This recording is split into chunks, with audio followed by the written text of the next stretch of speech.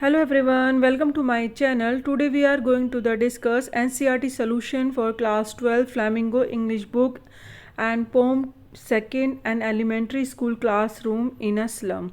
इसमें जो हम क्वेश्चन रीड करेंगे उसमें स्टूडेंट ये देखेंगे कि किस तरीके से जो वहाँ का जो एरिया था पोएट ने किस तरीके से एक्सप्रेस किया है वहाँ का स्टूडेंट्स का, यानी स्लम के अंदर जो स्कूल है और उनकी कंडीशंस बताई है कि वो कितना डिफरेंट वे में रहते हैं और किस तरीके के उन स्कूल होते हैं और कितना पैनिक सिचुएशन में वो होते हैं। तो उनका जो अनजस्टिक और इनइक्वालिटी है वो स्टेफन स्पेंडर ने इसमें शो करा है।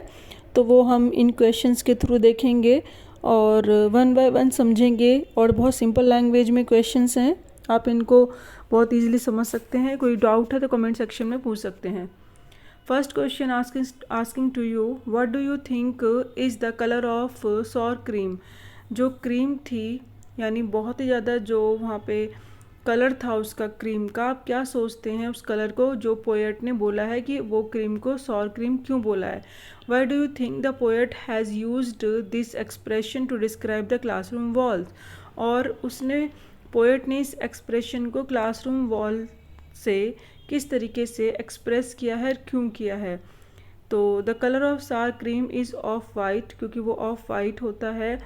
तो the poet was as use his expression to suggest the decaying aspect, यानी ये एक ऐसा कलर है जो कि दिखाता है एक नेगेटिव इम्पैक्ट देता है। जिस तरीके से एक क्रीम जो कलर है वो ऑफ वाइट है, तो वहाँ से जो उनका स्लम एरिया के अंदर जो स्कूल है उसके अंदर एक ऐसी स्मेल वाली मतलब फीलिंग आती है, जैसे कि मानो जो क्रीम होती है जब कोई ख़राब हो जाती है उसके बाद जो स्मेल आती है, तो उस क्लास में से ऐसे ही लग रहा है। तो ये एक एक्सप्रेस करता है डिकेइंग एस्पेक्ट, यानी कोई चीज़ जो है बहुत ज़्यादा डिके हो रही है, कम हो रही है।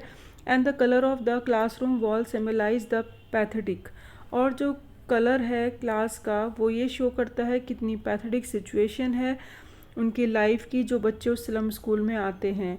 मतलब बिल्कुल आप उस चीज़ को सोच नहीं सकते वो किस कंडीशन में वहाँ पे वो पढ़ते हैं या क्या किस तरीके से उस चीज़ को लेते हैं। तो इसके अंदर पैथेटिक सिचुएशन को दिखाया है, एक्सप्रेस किया है वॉल के कलर से जो कि ऑफ वाइट है और जैसे कि क्रीम का होता है, और सेम इसीलिए उसने पोएट ने यहाँ पे डिस्क्राइब करने का ट्राई किया है।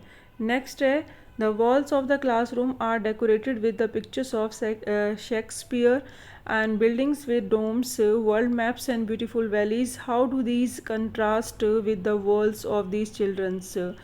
यानी जो क्लासरूम है जैसे कि स्कूल के अंदर होता है, डिफरेंट डिफरेंट पेंटिंग्स होती हैं, अलग अलग तरीक़ा का होता है। तो ऐसे ही स्लम स्कूल के अंदर जो बिल्डिंग उसके अंदर जो पिक्चर्स हैं वो शेक्सपियर की हैं, और बिल्डिंग्स हैं वो डोम्स बनी हुई है, जैसे कि बिल्डिंग होती है उसके ऊपर डोम बना होता है। तो उसकी पिक्चर्स हैं, वर्ल्ड मैप्स लगे हुए हैं, ब्यूटीफुल वैलीज़ लगी हैं। तो इन सब चीज़ों को बच्चों की दुनिया के बिल्कुल विपरीत बताया है, क्योंकि उस स्कूल में जो पढ़ने आते हैं और इन पिक्चर्स ये जो पिक्चर्स वॉल में लगी हुई हैं उनकी रियल लाइफ से बिल्कुल कंट्रास्ट हैं, अपोजिट हैं। ठीक है, बिल्कुल अपोजिट हैं।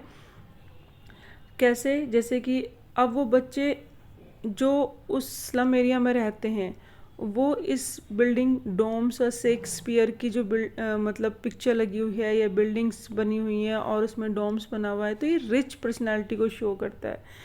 Like a pictures decorating the walls of the classroom represent a world that is out of reach for these children, यानी इन बच्चों की पहुंच से बहुत दूर है वो ये पिक्चर्स शो कर रही हैं जो भी वहाँ पे वॉल्स पे लगा हुआ है क्लासरूम के अंदर। And children dwell in slums facing a life of acute poverty, जो वो बच्चे स्लम्स में रहते हैं, बहुत ज़्यादा गरीबी में रहते हैं, बहुत ज़्यादा गरीबी भरी हुई उनकी लाइफ है। They are deprived of even basic amenities, उनके पास जो ज़रूरत की चीज़ें होती हैं वो भी नहीं हैं, जैसे कि कुछ आप खाने का ही सोच लो कि 2 वक्त का उनको खाना मिल जाए, 2 स्क्वायर मील भी उनको मिलना बहुत मुश्किल होता है। कपड़े हो गए, पानी हो गया, तो कुछ भी उनके पास नहीं होता। Are not well cared for, और उनके पास इतनी अच्छी सी कोई उनकी केयर करने वाला भी नहीं होता। and the pictures of Shakespeare on the walls reflect that they would be getting good and quality education, but in reality there was nothing like that. यानी जो पिक्चर है वॉल पे लगी हुई है वो शो करती है कि एजुकेशन कितनी अच्छी है और कितना सब कुछ बेटर है, बट रियलिटी में कुछ और है, ऐसा सच में नहीं है। चिल्ड्रन जो स्लम एरिया में रहते हैं उन्हें हाफ एजुकेशन भी मिल जाए वो बहुत बड़ी बात है। एंड बिल्डिंग्स जो बनी हुई हैं, डोम्स बने हुए हैं, वो रिफ्लेक्ट करता है सिविलाइजेशन वर्ल्ड, यानी कितना जो कंट्रीज़ हैं और कितना ज़्यादा शहरीकरण हो चुका है, यानी जो गांव है, विलेज हैं, टाउन है, वो अब क्या हो चुके हैं, सिटीज़ बन चुकी हैं और वो बिल्कुल सिविलाइज हो चुके हैं, डेवलप हो चुके हैं, वहाँ लोग रहते हैं।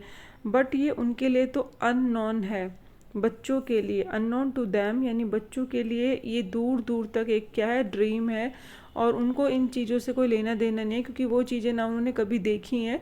वो सिर्फ अपने एरिया में वो चीज़ें देखते हैं जो स्लम में होती हैं, जैसे डर्टी चीज़ें हो गई, या पानी की कमी हो गई, लड़ाई हो गया, झगड़ा हो गया, या बहुत सारी चीज़ें ऐसी चीज़ जो कि पिक्चर्स वॉल पे नहीं लगी हुई हैं, वो जस्ट अपोजिट हैं। And the world map has no meaning to them, उनके लिए इस वर्ल्ड मैप का भी कोई मीनिंग नहीं है स्लम में। And world map show here that history is only created by rich powerful people, not by slum people. और हिस्ट्री भी जो मैप में शो करती है तो वो क्या दिखाती है, रिच पीपल्स को और पावरफुल पीपल्स को दिखाती है, जो कि स्लम एरिया को बिल्कुल नहीं रिप्रेजेंट करता है ये world map.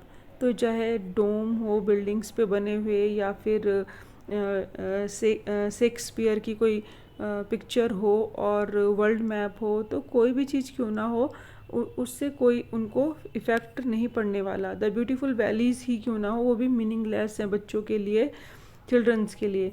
And they can only see the polluted sky through the broken window panes.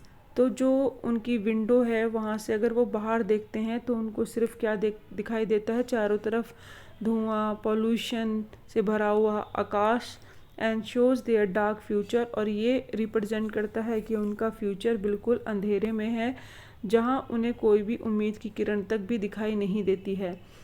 What does the poet want for children of the slums? बच्चे क्या चाहते हैं स्लम्स के?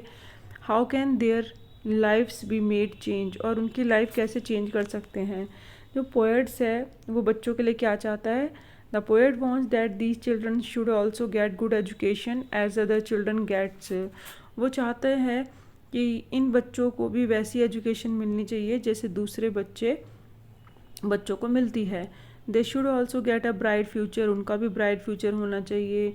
दे should the break the boundaries of their slums and experience a better life just like other people. वो भी slum से बाहर आ सकें, ऐसा ना हो कि पूरी ज़िंदगी बचपन से लेके एंड जो पूरी लाइफ है वो वहीं पे निकालें, उससे बाहर निकलें, और जो बेटर लाइफ है उनको भी मिलनी चाहिए। The poet feels that the governor, inspector and visitors should take initiative against their current situation to bring some changes for them. Poet कहता है कि इन सब को, जो बड़े बड़े ऑफिसर्स हैं गवर्नमेंट के, इनको आना चाहिए वहाँ पे, और जो करंट सिचुएशन है उसके अगेंस्ट में कुछ काम करना चाहिए इन बच्चों के लिए। Ensure a better way of living for them, उनके लिए, बच्चों के लिए एक अच्छी लाइफ इंश्योर करनी चाहिए। And they should provide a proper education and other resources, यानी बेसिक एम्यूनिटीज़ उन्हें प्रोवाइड करनी चाहिए। एजुकेशन तो मस्ट है ही, जो हर बच्चे को मिलनी चाहिए, और इसी के थ्रू वो ब्रेकआउट कर सकते हैं, एजुकेशन के थ्रू और रिसोर्सेज के थ्रू, अपनी पॉवर्टी को, यानी साइकिल्स ऑफ पॉवर्टी, यानी जिस चीज़ में वो घिरे हुए हैं। एंड जैसे मानो हथकड़ियाँ होती हैं, जकड़ा हुआ होता है, तो उससे बाहर निकालना। तो गरीबी की रेखा में जो वो अंदर हैं, बाउंड्री में है, उससे बाहर कौन निकाल सकता है? Education. With the right amenities and resources they can actually experience the world that they see in the picture that decorate their classrooms wall. तो जो amenities और resources हैं, अगर उनको मिल जाते हैं और एक्चुअली में वो एक्सपीरियंस कर पाएंगे अपने वर्ल्ड को, जो पिक्चर्स लगी हुई हैं, डेकोरेट हैं क्लासरूम वॉल से। अगर उनको ये सब चीज़ें मिल जाती हैं तो वो उनका जब उनके लिए रियल सेंस होगा बच्चों के लिए। तो यही क्वेश्चंस थे जो इस पोएम में दे रखे हैं। इसी के साथ ये सेकंड पोएम फिनिश होती है। Thank you so much. Keep watching, keep learning.